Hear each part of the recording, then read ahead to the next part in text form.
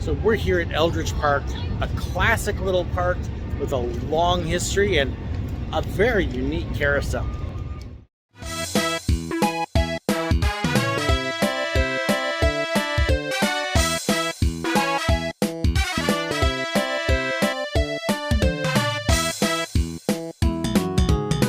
Eldridge Park is a wonderful little city park, just a nice community area with a fantastic carousel, one of the fastest you're going to find, would still catch the ring. They've got a handful of other rides here, a beautiful park, and a little bit more so. Let me take you a look around at the park here and let you see a little bit of the history as well. Let's check out Eldridge. Eldridge Park in Elmira, New York may look like a small amusement park in kind of an out-of-the-way place, but it has a long history dating back to the 1800s and an incredible story of its life, death, and resurrection that we learned on our visit there that I can't wait to share with you. We were blessed on our visit to get a tour and history from a couple of people intimately involved with the story of this wonderful little place here in New York. Robbie Robertson, and I'm the volunteer secretary of the board of directors and the historian. I'm Walt Kowalski. I've been here since 1967. Back then I was paid, now I volunteer with Eldridge Park. So there is all sorts of stuff here. Hand-carved carousel. And then I love this, you have a whip. That's a Mangles whip car. A loose scooter. The name Eldridge Park is derived from a fellow by the name of Dr. Edwin Eldridge, who was a physician, hailed out of the Monticello area, became a physician, went to school in New York, and practiced at a couple different places, including Binghamton, but then he relocated here to Elmira. But it's while he was in Binghamton that he actually began getting into industry. So medical was kind of secondary to him. With his own money and his own funding, he bought this property and began developing it into a park. There was statuary all around. There was just all kinds of statues, ponds, streams. Dr. Eldridge passed away in 1876. The city bought the property in 1888. They had been wanting to get it, and so they bought it for, I believe it was $38,000 that they paid to buy the park here.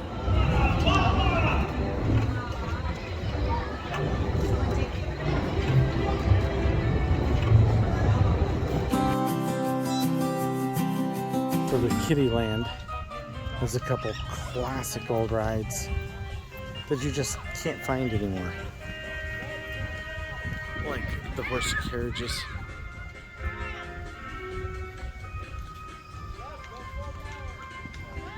The mini turtle. And we got boats as well. And then there's a tilt-a-whirl and the flying scooters. Which you can see, they run them pretty fast. Now we step forward to 1924, and that's when a fellow by the name of Bob Long came to Elmira.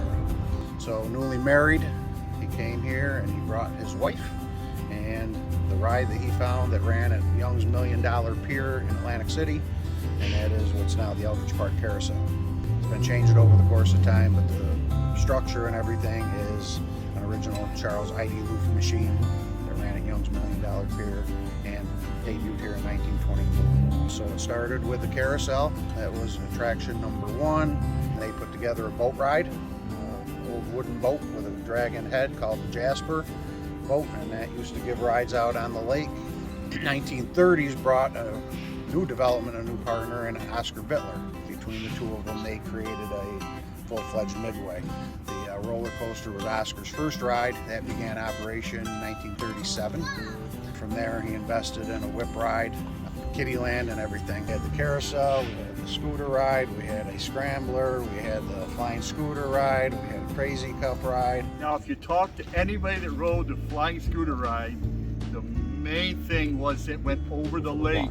And there was actually a tree here that if you did it the right, you could hit the tree limb, okay? And that was a big deal, and people still talk today about that. All right, we are going to try to do an on-ride the Flying Eagles, Scooters, Thunderbirds, various other names. So we've got Amber up there, who's not been on one of these and thought this is just a tame ride. Then Margaret and Craig are back there. So we're gonna get ready to go. Okay. So once it gets a little speed, Amber. There we go.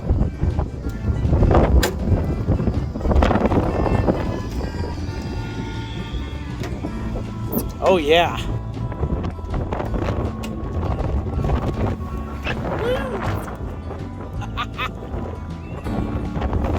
Goodness, I remember these when I was a kid.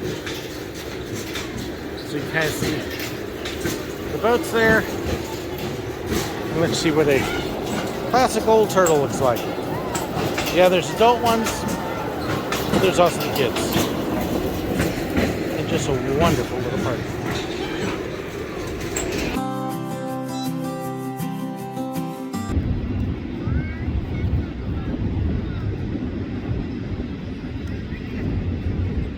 Eldridge Park was a popular place for people to visit, with families coming out in large crowds on the weekends. But its location made it vulnerable to Mother Nature and flooding. Notable floods happened in several years, and in particular 1972 from Hurricane Agnes.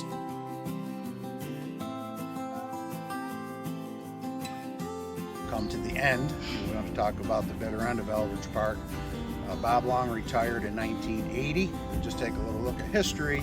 You will find that in the 1980s, the economy kind of was in the tank, not only in Elmira, New York, but throughout the rest of the Northeast.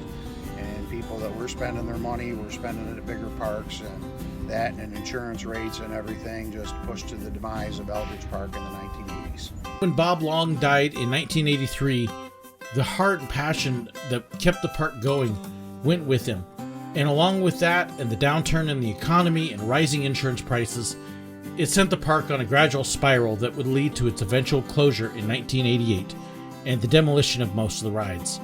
In 1989, the carousel's menagerie and benches were sold off, and the carousel structure was donated to the city and put in storage. It looked like Eldridge Park was closed and gone for good. Y'all don't seem to be going very fast.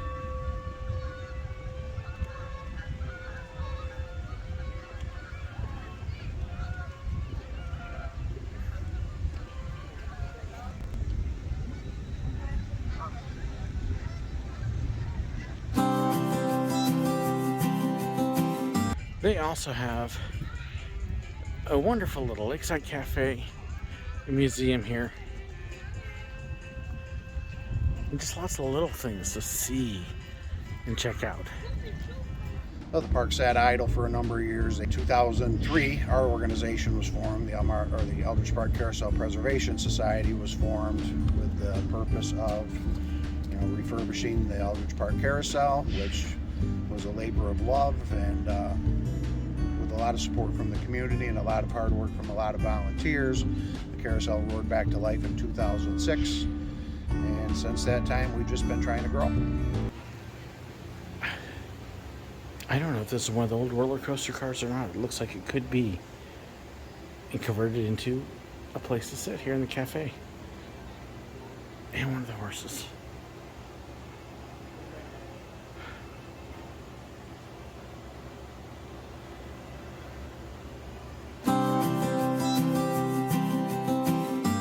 This was the whip building.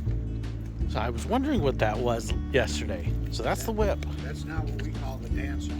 Okay. Talk about that a little bit. We kind of recreated that concept here. Oh yeah. Yeah, that definitely feels very whippish. A beautiful building. Yeah, it's pretty well built. That's one of the things those guys did. They built everything pretty solid.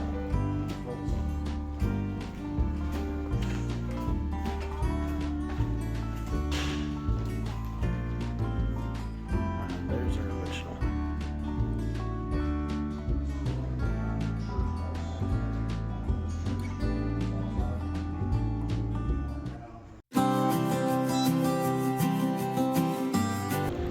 carousel building, which in 1942, they took the old carousel, combined it with another carousel. The old one was stationary horses.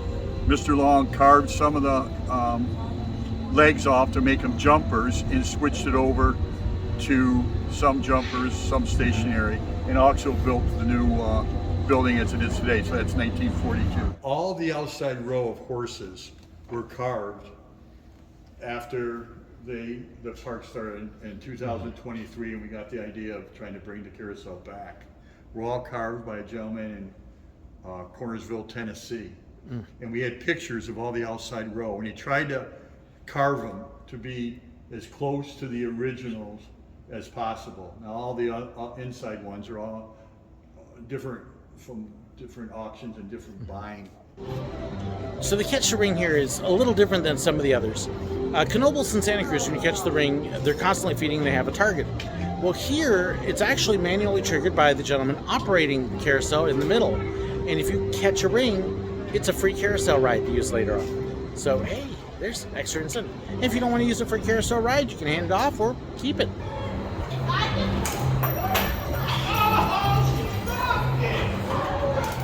A major focus of the rejuvenation was the carousel. Fundraisers were held, the outer row of animals was recreated from photos of the originals, other carvers helped create and renovate other animals, and in May 2006, a grand opening was held for the newly revived carousel. He had molds, the molds are still in existence, made aluminum horses. Why did he do that? Because back then, again, we had upwards of 100 people, if not more, on the ride at a time. Back then there were 53 horses, a lion, a tiger, a goat, and 2 benches. That brings up to 60. Then you had the poles, people reaching out. So it was weight. It was a lot lighter horses. Very nice, very well painted. You probably wouldn't even know what to do. I bet if you asked somebody, they wouldn't know what they did. I think there was maybe 6 or 7 on the inside. This whole ride runs off the center pole. There's no wheels or anything underneath it. So what you have to do when you load it, and it's a large load, you have to make sure that the weight is distributed. Back in the 80s, you let nobody inside you, and everybody always wonders, what's inside this room?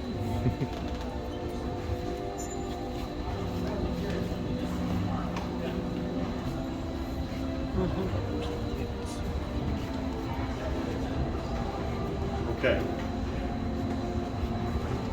This Hilliard's is just down the road. I make clutches. This is a Hilliard's clutch system. Okay. Motor drives these belts, which drives the clutch system, which right now it's always engaged. I'll explain that in a minute. This is the brake. Gear turns gear, which turns the gear up there, which turns the large gear. Okay, that's how the carousel operates. Now, logically, there's lights on the carousel. Well, you can't plug the lights into an extension cord because the ride's going around. So how that works, if you look up here, you see 3 brass bands. You see it right there?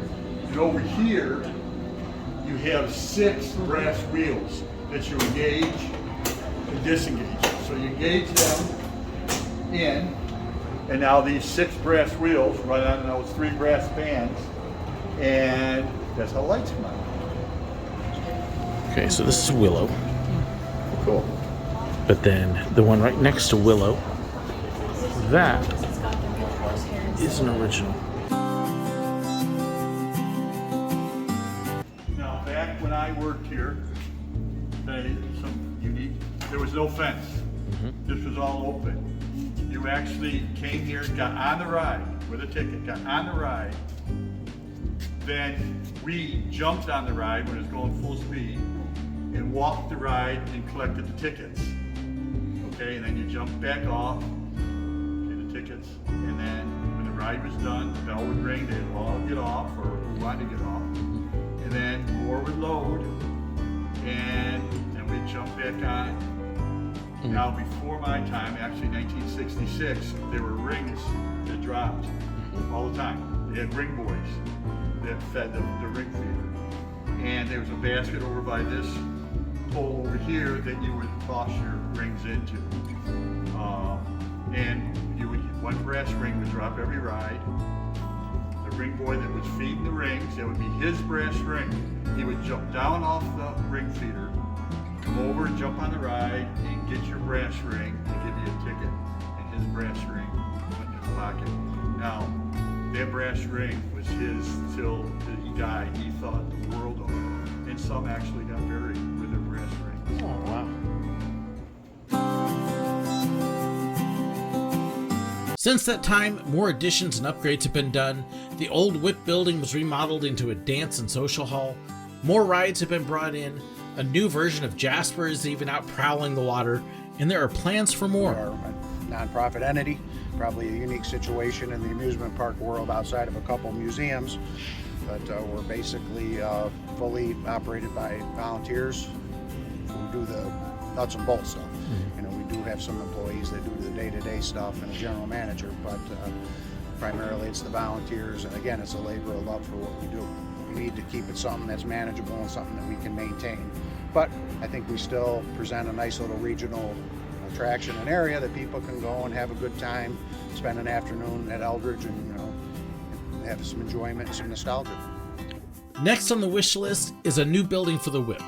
They have one in storage waiting to join the rest and bring back and help create new memories of this classic ride.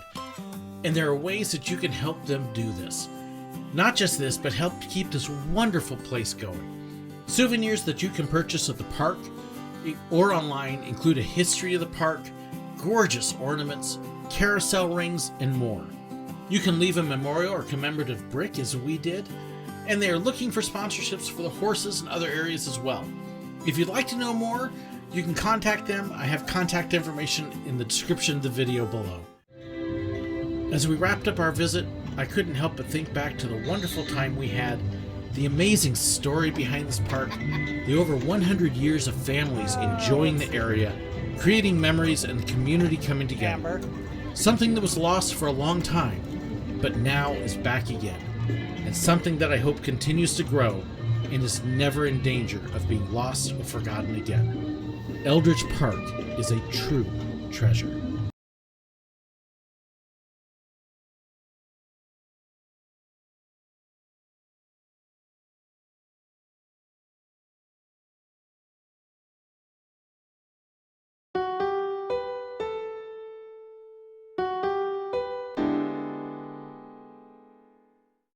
I hope you enjoyed this video. Please let me know your thoughts, your comments, your suggestions, your ideas. Be sure to share them in the comments below, or you can contact me. There's information in the description that has my email address, fan pages, information about merchandise, and so much more. So be sure to check that out. Don't forget to hit that like button, share the video, and if you haven't already, hit the button right up there to subscribe. And in fact, if you did enjoy this, I've even got another video for you right here. And also about these wonderful people here, those are my YouTube members and my patrons, the ones whose financial support makes this possible. I couldn't do it without them. If you want to know more about that and the perks that come with it, well, be sure to check the description. There's a link right down there.